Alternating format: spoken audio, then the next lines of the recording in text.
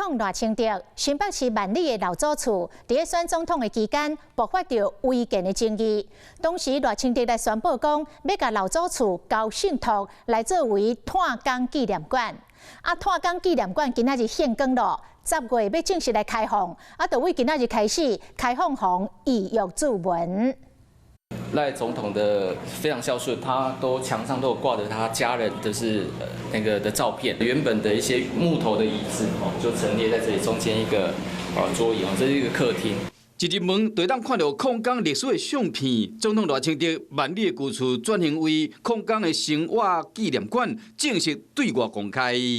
赖清德的老家正式对外开放之前，我们首先带大家来开箱。可以看到呢，基本上这里的装潢没有太大的改变，而且呢，透过镜头带大家来看到，还可以看到这里还特别保留了一张书桌。基本上只要赖总统回到老家，都会在这边看书。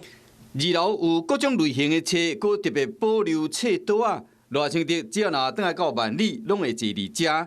边啊，这间是规家伙啊伫困的总铺，一楼的客厅佮饭厅。 本来家具拢已经搬走去啊，换矿工的口述历史。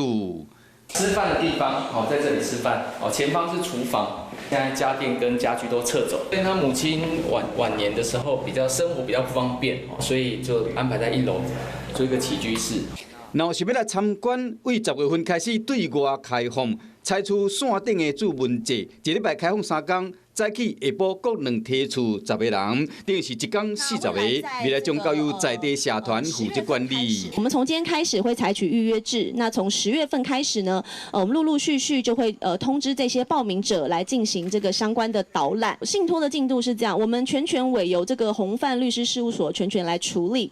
下课咯，拢会走遐耍，母啊定，拢嘛去遐吹。较早这个是拢离子弹枪啊遮。